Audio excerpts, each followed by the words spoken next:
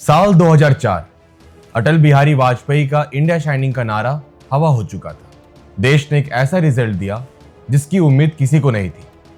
Congress party, जिसे कई political experts ने लगभग रिजेक्ट कर दिया था, एक दशक बाद पावर में लौट आई थी।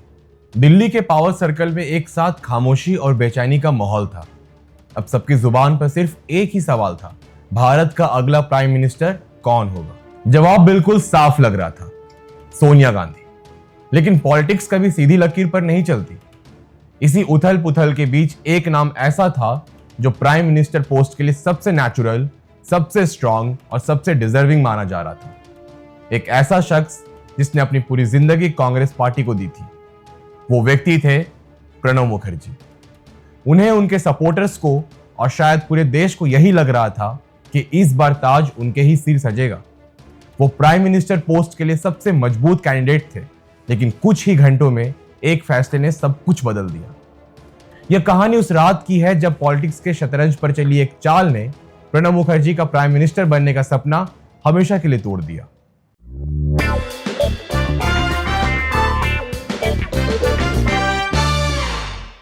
प्रणब मुखर्जी की कहानी को समझने के लिए हमें थोड़ा पीछे चलना होगा। पश्चिम बंगाल के वीरभूमि जिले के मिराती गांव में 11 दिसंबर 1935 को जन्मे प्रणब दा के खून में ही कांग्रेस थी। उनके पिता कामदा किंकर मुखर्जी एक फ्रीडम फाइटर थे, जिन्होंने ब्रिटिश शासन के खिलाफ लड़ते हुए 10 साल से ज्यादा जेल में बिताए थे। जाहिर है, पॉलिटिक्स उन्हें विरासत में मिली थी। कलकत्ता यूनिवर्सिटी से हिस्ट्री और पॉलिटिक्स साइंस में डिग्री लेने के बाद उन्होंने कुछ समय तक प्रोफेसर और जर्नलिस्ट के तौर पर भी काम किया, लेकिन उनकी असली मंजिल दिल्ली थी। 1969 में उनकी मुलाकात इंदिरा गांधी से हुई। इंदिरा गांधी ने प्रणब मुखर्जी का टैलेंट, उनकी गजब की मेमोरी और पॉलिटिक्स समझ को फौरन पहचान लिया। उन्होंने प्रणब दा को राज्यसभा भेजा और महज 4 साल में ही 1973 में अपनी कैबिनेट में मिनिस्टर बना दिया। यहीं से उस सफर की शुरुआत हुई जिसने प्रणब मुखर्जी को इंडियन पॉलिटिक्स का एक स्ट्रॉन्ग पिलर बना दिया। इंदिरा गांधी के लिए प्रणब मुखर्जी सिर्फ एक मिनिस्टर नहीं, बल्कि उनके सबसे भरोसेमंद नेता थे। कहा जाता था कि पार्टी के अंदर उनका कद इतना बड़ा था कि इंदिरा गांधी ने रिटन ऑर्डर दिया हुआ था कि अगर वो मौजूद ना हो तो कैबिनेट मीटिंग को प्रणब मुखर्जी ही लीड करेंगे। सरकार में उनकी पोजीशन अनऑफिशियली नंबर 2 की थी, कई सीनियर नेता से भी ऊपर। वो एक चलती फिरती इनसाइक्लोपीडिया थे, जिन्हें कांग्रेस का कॉन्स्टिट्यूशन और पार्लियामेंट के रूल्स जुबानी याद थे। हालांकि इंदिरा से उनका रिश्ता सिर्फ यस मैम वाला नहीं था। 1980 के लोकसभा इलेक्शन में प्रणब दा ने इंदिरा के मना करने के बावजूद पश्चिम बंगाल की बोलपुर सीट से चुनाव लड़ने की जिद की। नतीजा वही हुआ जिसका इंदिरा को डर था। प्रणब दा बुरी तरह हार गए। वो इतने शर्मिंदा थे कि दिल्ली लौटने की हिम्मत नहीं कर पा रहे थे, लेकिन इंदिरा ने उन्हें फोन किया और दिल्ली बुलाया। जब प्रणब दा डरते डरते उनसे मिलने पहुंचे तो उन्हें लगा कि आज बहुत डांट पड़ेगी, पर इंदिरा ने सिर्फ इतना कहा, घर जाओ और कैबिनेट सेक्रेटरी के फोन का इंतजार करो। कुछ ही देर में फोन आया और प्रणब दा को स्टील एंड माइंस मिनिस्टर बना दिया गया। यह था इंदिरा का उन पर भरोसा। वो उनकी एबिलिटी जानती थी। एक इलेक्शन के हार को उनके रास्ते का पत्थर नहीं बनने देना चाहती थी। प्रणब दा का यही एक्सपीरियंस और गांधी परिवार के लिए यही लॉयल्टी उन्हें 2004 में प्राइम मिनिस्टर पोस्ट का सबसे स्ट्रॉन्ग कैंडिडेट बना रही थी।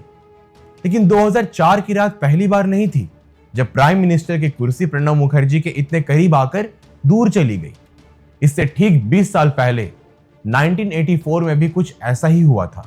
31 अक्टूबर 1984, वो तारीख जिसे भारत कभी नहीं भूल सकता। प्राइम मिनिस्टर इंदिरा गांधी की उनके ही सिक्योरिटी गार्ड ने हत्या कर दी। उस वक्त राजीव गांधी और प्रणब मुखर्जी पश्चिम बंगाल में एक इलेक्शन रैली में थे। जैसे ही उन्हें यह बुरी खबर मिली, वो दिल्ली के लिए रवाना हुए। कहा जाता है कि इंडियन एयरलाइंस के उसी प्लेन में फ्यूचर की पॉलिटिक्स लिखी जा रही थी।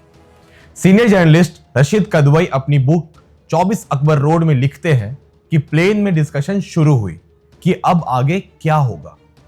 प्रणब मुखर्जी, जो उस समय कैबिनेट में सबसे सीनियर थे, उन्होंने अपनी ओपिनियन रखी। उन्होंने कहा कि नेहरू जी के समय से ट्रेडिशन यही रही है कि ऐसे सिचुएशन में सबसे सीनियर मिनिस्टर को इंटरिम प्राइम मिनिस्टर बना दिया जाए। जब तक कि पार्टी अपना नया लीडर ना चुन ले। उन्होंने गुलजारी लाल नंदा का एग्जाम्पल दिया। बस यही एक वाक्य उनकी किस्मत पर भारी पड़ गया। कांग्रेस में उनके कुछ दुश्मनों ने इस सीनियरिटी के दलील को उनकी प्राइम मिनिस्टर बनने की एम्बिशंस बताकर पेश किया। कहानियां तो यह भी चली कि इस कदम को उनके खिलाफ एक कॉन्स्पिरेसी के तौर पर प्रमोट किया गया। हालांकि इंदिरा गांधी के प्रिंसिपल सेक्रेटरी पीसी अलेक्जेंडर ने अपनी ऑटोबायोग्राफी में साफ लिखा है कि जैसे ही राजीव गांधी को प्राइम मिनिस्टर बनाने की बात आई, प्रणब मुखर्जी वह पहले व्यक्ति थे जिन्होंने इसका जोरदार सपोर्ट किया। लेकिन तब तक नुकसान हो चुका था। दिल्ली में प्लेन उतरने के बाद राजीव गांधी ने प्राइम मिनिस्टर पद की शपथ ली। बाद में हुए चुनाव में कांग्रेस को भारी मेजॉरिटी मिली, लेकिन जब राजीव गांधी ने अपनी कैबिनेट बनाई तो उसमें प्रणब मुखर्जी का नाम नहीं था। यह उनके लिए एक बहुत बड़ा झटका था। जिस व्यक्ति को इंदिरा गांधी अपनी सरकार का सबसे स्ट्रांग पिलर मानती थी, उनके ही बेटे ने उसे किनारे कर दिया। अगले कुछ साल प्रणब दा के लिए पॉलिटिकल एक्सिल जैसे थे। राजीव गांधी से उनके डिफरेंस इतने बढ़ गए थे कि 1986 में उन्हें पार्टी से निकाल दिया गया। उन्होंने राष्ट्रीय समाजवादी कांग्रेस नाम से अपनी पार्टी भी बनाई, लेकिन वह सक्सेसफुल नहीं हो सकी। आखिरकार 1989 में राजीव गांधी के साथ समझौते के बाद उन्होंने अपनी पार्टी का कांग्रेस में विलय कर दिया। कहा तो यह भी जाता है कि 1990 में जब पीवी सिंह की सरकार गिरी, तब उस समय के प्रेसिडेंट आर वेंकट रमन ने प्रणब मुखर्जी को प्राइम मिनिस्टर बनाने का ऑफर दिया था, बशर्ते राजीव गांधी का सपोर्ट करे। लेकिन राजीव गांधी ने चंद्रशेखर का सपोर्ट करना चुना। इस तरह प्राइम मिनिस्टर पद एक बार फिर प्रणब दा की पहुंच से बाहर रह गया। अब लौटते हैं साल 2004 पर। बीजेपी के लीडरशिप वाले एनडीए गवर्नमेंट ने इंडिया शाइनिंग के नारे पर इलेक्शन लड़ा था और अपनी जीत को लेकर पूरी तरह कॉन्फिडेंट थे। लेकिन 13 मई को जब रिजल्ट आए तो सब हैरान रह गए। कांग्रेस की लीडरशिप वाला यूपीए चुनाव जीत चुका था। एक दशक बाद कांग्रेस पावर में लौट रही थी। पार्टी की जीत के बाद लगभग तय था कि कांग्रेस प्रेसिडेंट सोनिया गांधी ही देश की अगली प्राइम मिनिस्टर होगी।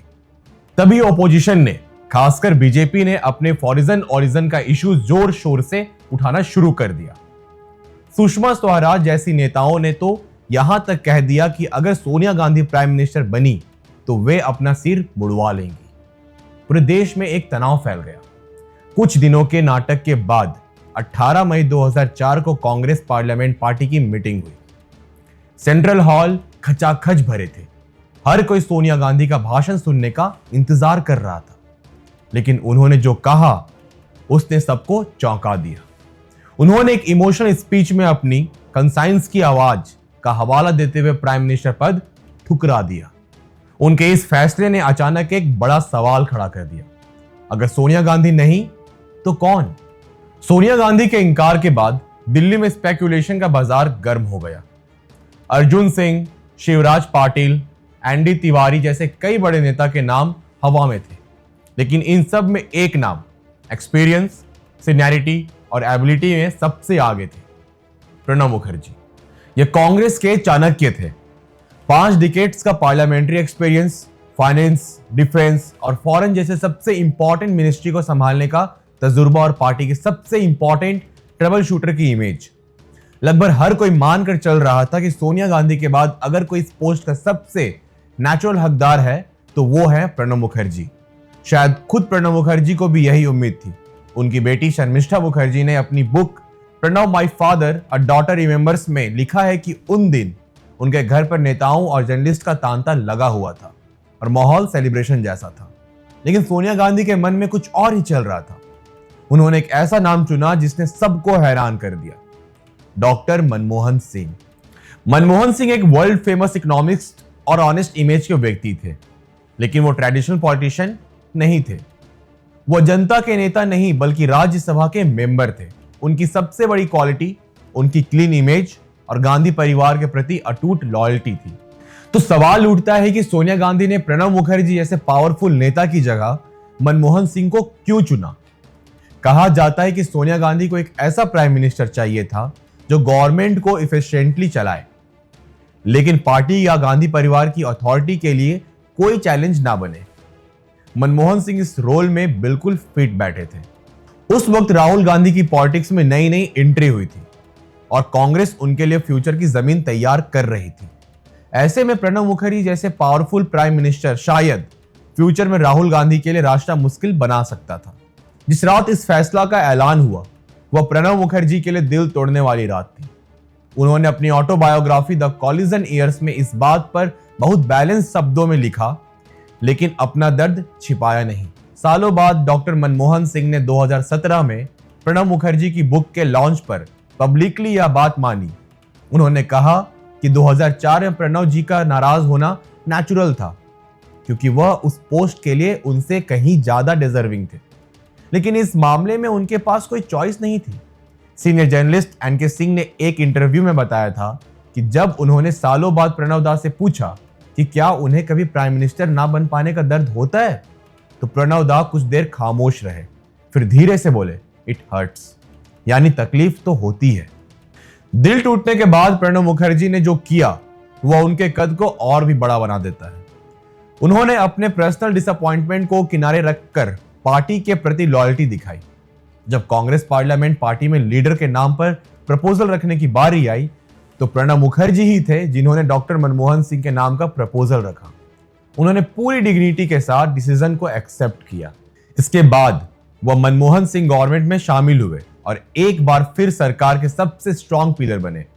उन्होंने डिफेंस, फॉरेन और फाइनेंस जैसे बड़े मिनिस्ट्री संभाले। जब भी गवर्नमेंट किसी पॉलिटिकल क्राइसिस में फंसती, प्रणब दा ही उसे बाहर निकालने का रास्ता खोजते। प्राइम मिनिस्टर मनमोहन सिंह भी इंपॉर्टेंट मामलों पर उनकी एडवाइस को बहुत इंपॉर्टेंस देते थे। यह प्रणब दा का बड़प्पन था कि जिस पोस्ट के वह सबसे बड़े हकदार थे, उसी पोस्ट पर बैठे व्यक्ति के अंडर उन्होंने पूरी लगन से काम किया। प्रणब दा ने तो अपनी लॉयल्टी निभाई, लेकिन सवाल आज भी कायम है। आपको क्या लगता है, क्या प्रणब मुखर्जी एक बेहतर प्राइम मिनिस्टर होते? क्या उनके प्राइम मिनिस्टर बनने से 2014 में कांग्रेस की हार को टाला जा सकता था? अपनी ओपिनियन नीचे कमेंट्स में जरूर बताएं।